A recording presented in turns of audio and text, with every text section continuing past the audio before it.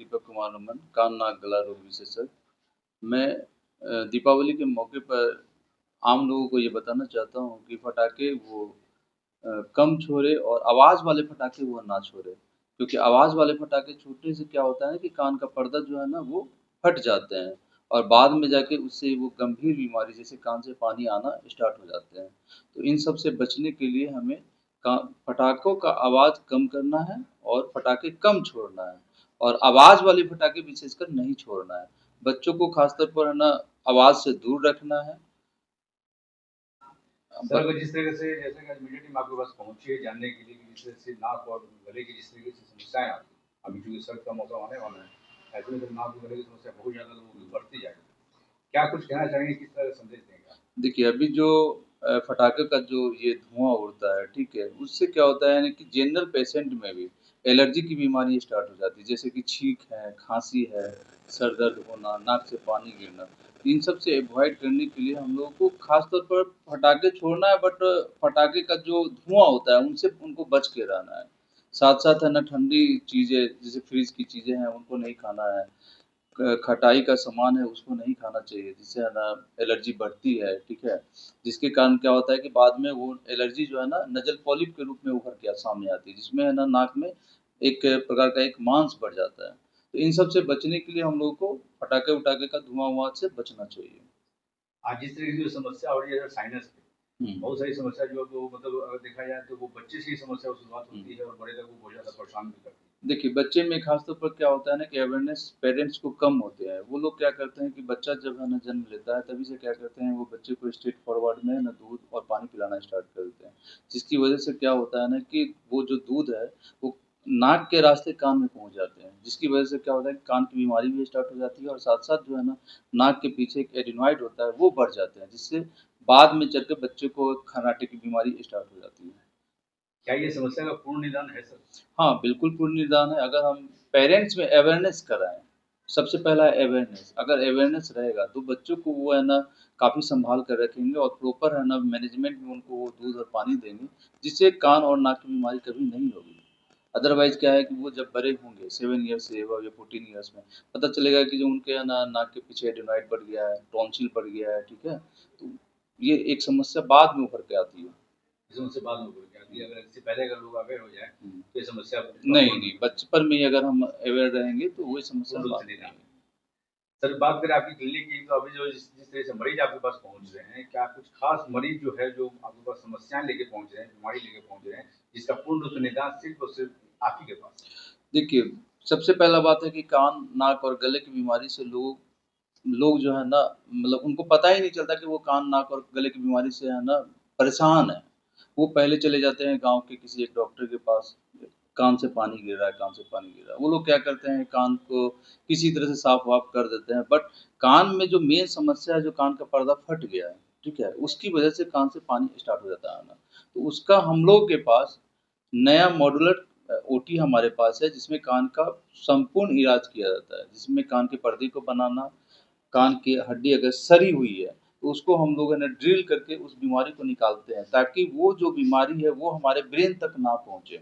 अगर वही बीमारी अगर है ना ब्रेन तक पहुँच जाएँगी, तो फिर सीरियस है ना पेशेंट में है ना कंडीशन आ जाते हैं, फिर आईसीयू, वेंटिलेटर की ज़रूरत पड़ती है। क्या इससे जान को भी खतरा है पूर्ण रूप से? काफ़ी जान के खतरे हैं, बहुत सारे पेशेंट आते हैं, ऐसी-ऐसी बीमारी लेकर आते हैं जिसमें मल्टी बैक्टीरियल इन्फेक्शन हो जाते हैं। तो उस कंडीशन में क्या है कि पहले तो हाई एंटीबायोटिक चलाने की ज़रूरत पड़ती है, फिर उसके बाद हम लोग उसका सर्जरी का प्लान करते हैं।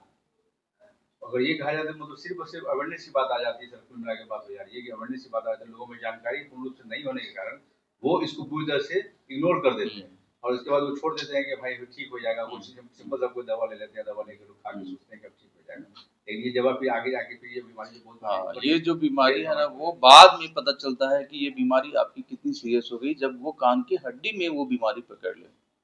सर, आपके यहाँ जो मरीज़ अभी फिलहाल पहुँच रहे हैं, ख़ास करके सर अगर देखा जाए तो कुछ उन मरीज़ों के लिए आपने क्या कुछ व्यवस्था रखा है, जो पूर्ण रूप से अभी निस्सहाय हैं, जो गरीब हैं, जो चाहते हैं कि अपना पूर्ण इलाज यहाँ पे करा देखिए, सकें? जब हम डॉक्टरी पेशा में आए हैं ना, तो हम लोग पैसे की बात नहीं करते हैं। ठीक है? हमारे यहाँ सब तबके के पेशेंट आते हैं, गरीब भी आते हैं, अमीर भी आते हैं और अमीर भी आते हैं। तो गरीब पेशेंट भी अगर हमारे पास आते हैं, अगर उनके पास इलाज कराने का पैसा नहीं है, ठीक है? फिर भी मैं उनका पहला इलाज कराने पर प्राथमिकता देता हूँ, ना कि पैसा लेने पे। पैसा सेकेंडरी चीज़ है। अगर वो हमारे यहाँ से पेशेंट ठीक होके जाएँगे, तो सबसे बड़ी बात है कि उनका मेरे पास आशीर्वाद लगेगा, वो मेरे लिए सबसे बड़ी बात है और बड़ी पूँजी है। पैसा सेकेंडरी चीज़ है। पैसा देने के लिए दूसरे पेशेंट भी हैं, जो सामर्थ्य है वो पैसा देते हैं। जो इलाज में जो खर्च है उनका, जो मिनिमम खर्च है, हमारे यहाँ जो भी इलाज होते हैं, एक तरह से कह सकते हैं कि बिहार सरकार ने जो आयुष्मान कार्ड के थ्रू जितना पैसा लिमिट किया है, उससे भी कम बजट में हम अपने यहाँ ऑपरेशन करते हैं पेशेंट का। सर ये कानों में बैटरी का उपयोग करते हैं तो वो वजह क्या हो सकता है, उससे कैसे निदान हो सकता है? देखिए, हाँ। कान में जो सुनाई देने वाली मशीन के बारे में आप बात हाँ, कर रहे हाँ, हैं, वो जो यूज़ करते हैं, वो एक्चुअल में 70 टू 75 इयर्स के बाद के पेशेंट में कान के जो नस होता है, सुनाई देने वाली जो नस होती है ना, वो कमज़ोर पड़ जाती है।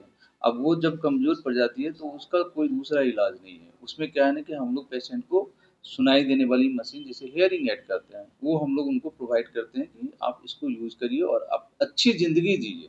सर कानों में अन्य तरह का दिक्कतें नहीं आए, उससे मतलब उससे बचाव करने के लिए क्या करना चाहिए घर में? मतलब किस तरह का ध्यान रखना चाहिए? सबसे पहले तो देखिए कान नाक गले की जो भी बीमारी होती है ना, वो लोअर तबके में होती है, जिनका लोअर स्टेटस कम है, तो वो उनमें अवेयरनेस कम है। जैसे अभी है ना छठ आ रहा है, छठ में क्या करेंगे ना, बच्चा से लेके जितने भी लोग हैं सब लोग जाके ना गंगा जी में जाके डुबकी लगा लेंगे। डुबकी लगाएं, उसमें क्या होता है कान में जो है ना, जो गंदगी वाली जो पानी है वो चली जाती है, ठीक है। उसकी वजह से क्या होता है कि कान का पर्दा में इन्फेक्शन हो जाता है, और उस इन्फेक्शन की वजह से क्या होता है कि उनके कान से पानी आने की समस्या स्टार्ट हो जाती है। सर ये नज़दीकी जो आवाज़ हम लोग कान में ईयरफ़ोन लगा कर के लोग जो चल रहे हैं, वो कितना बड़ा घातक हो सकता है कानों के लिए? क्या वो प्रभाव भी देखिए, पड़ता है? आजकल के जो बच्चे हैं ना, उन लोगों को मैं देखता हूँ कि वो शुरू से ही है ना कान में ईयरफ़ोन लगा के चलते हैं। अरे ठीक है, पढ़ाई जब कर रहे हो तो आप है ना आप है ना फ़ोन को है ना साउंड पर भी रख के सुन सकते हैं, ठीक है। कभी-कभी देखते हैं कि वो है ना जब ट्रैवल करते हैं, टू व्हीलर पर या फ़ोर व्हीलर पर, फिर भी वो कान में है ना अपना हियरिंग एड यूज़ करते हैं। वो उनके लिए ट्रैफ़िक की समस्या है। हो सकता है कि वो है ना एक एक्सीडेंटल केस में पड़ जाएँ। तो इसलिए हम लोगों से ये अवेयर करते हैं कि वो जब भी कान में जो हियरिंग एड या फिर जो म्यूजिक सुनने के लिए जो यूज करते हैं, वो कम से कम ट्रेवल करते हुए ना यूज करें। सर सामने वाला जब जोर-जोर से चिल्लाते हैं, चिल्लाहट की आवाज़ जो होती है, तो वो मतलब कानों पे असर पड़ सकता है। तो क्या लगता है कि ऐसे में मध्यम आवाज़ों का मतलब कानों में सुनाई देना चाहिए? ये सब चीज़ पे क्या संदेश देना चाहेंगे क्या? देखिए, कभी भी हम लोगों को सुनाई देने का जो पर्दा होता है ना, वो 1 मिलीमीटर का थिकनेस होता है, ठीक है? वो बहुत ही पतला होता है। अगर हम मतलब काफ़ी ज़्यादा शोर-शराबे में अगर हम रहते हैं, तो वो कान का पर्दा फटने का डर रहता है, जिसको हम लोग बोलते हैं ट्रॉमेटिक ईयर परफोरेशन। उसकी वजह से फिर क्या, अगर परफोरेशन हो जाएगा, तो फिर कान की बीमारी स्टार्ट हो जाएगी। सर उनसे आपने बचना अभी चाहिए। जैसा अभी एक लाइन बताया था, वो कहा हम लोग को लोअर स्टेटस के लोगों में ये समस्या ज़्यादा होती है। हुँ। क्या ये बात बिल्कुल सही है क्या कि लोअर स्टेटस के लोग ही में समस्या होती है या फिर हायर स्टेटस के लोगों में भी समस्या होती देखिए, लोअर स्टेटस वाले लोगों में समस्या इसलिए होती है ना कि वो लोग अवेयर नहीं है। अवेयर नहीं है, जैसे कि बच्चे को जब बच्चा जन्म लेता है, मैं पहले से ही जब भी बीमारी स्टार्ट होगी वो बचपन से ही स्टार्ट होगी, कान की है? सर बीमारी। बीमारी तो स्टेटस देख के तो आती नहीं। स्टेटस देख के नहीं आती, बट उनमें थोड़ा-सा अवेयरनेस कम है।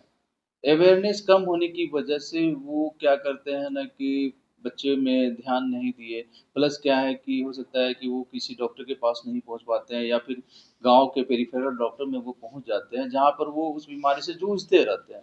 वहीं अगर वो पेशेंट अगर सही क्लिनिक पर और सही डॉक्टर के पास पहुँचे, तो उनका इलाज प्रॉपर वे में होगा और बीमारी को उसी समय रोक दिया जाएगा, ताकि उन्हें बाद में जाके कान की हड्डी को सड़ने से बचाया जा सके।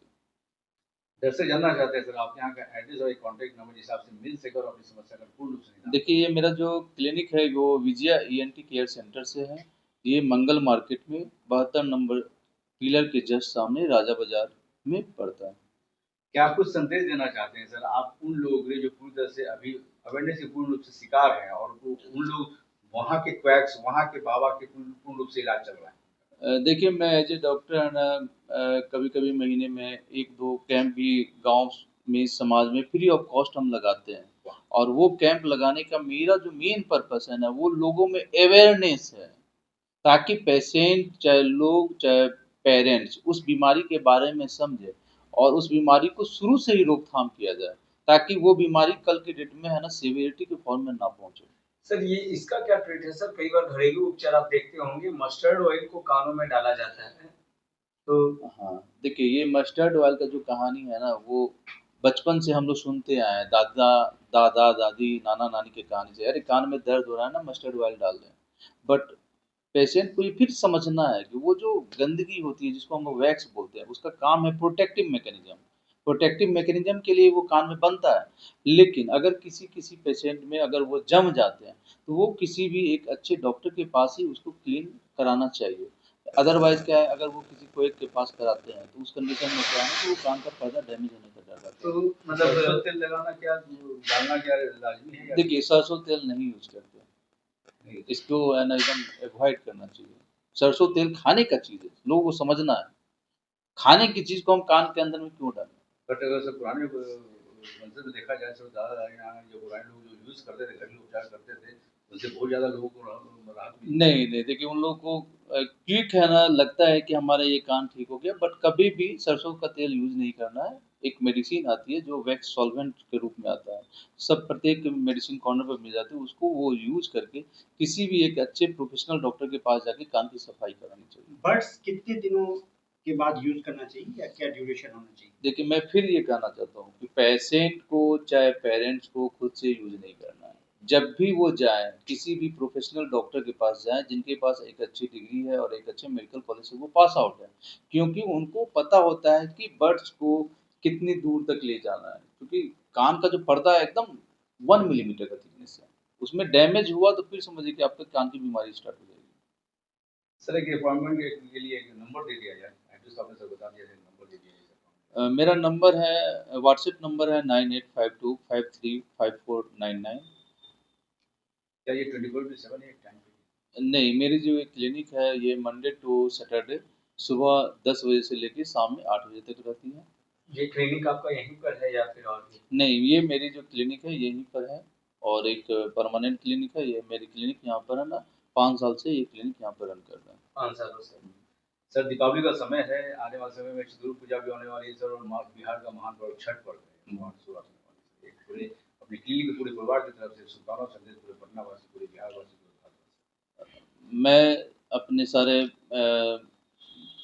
बिहार वासियों को ये संदेश देना चाहता हूँ कि वो छठ का जो महापर्व आ रहा है उसमें वो अच्छे से मनाएँ, ठीक है? और बीमारी से अवेयरनेस रहें, क्योंकि बीमारी है ना कह के नहीं आती है। अगर आप अवेयर हैं, तो फिर बीमारी कल नहीं आएगी आपको। चलो, बहुत बहुत शुक्रिया, धन्यवाद, बहुत बहुत धन्यवाद। धन्यवाद, बहुत बहुत शुभकामनाएं आपको, धन्यवाद। आपने जो संदेश दिया इसके लिए तहे दिल से शुक्रिया। बहुत बहुत धन्यवाद। शुक्रिया।